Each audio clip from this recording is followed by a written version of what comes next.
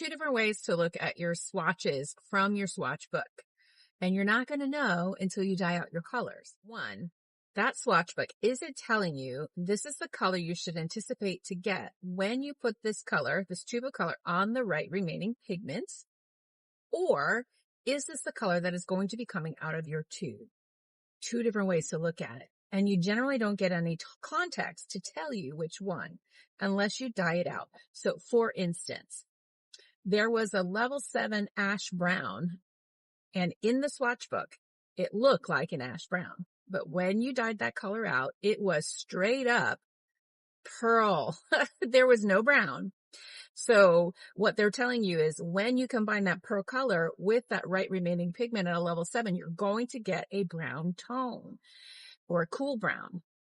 Another one I dyed out yesterday. It was labeled the level 7 copper gold. When I dyed it out, it was not copper gold. It was copper, leaning a little gold, if you're lucky. But when I combine that with the right remaining pigment at a level 7, it will look copper gold.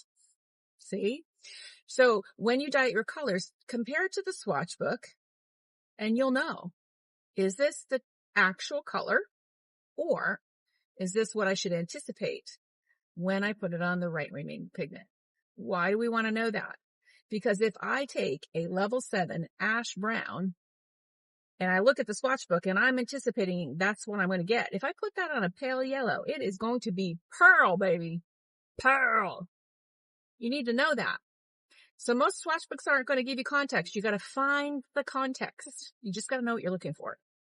I hope that helps you.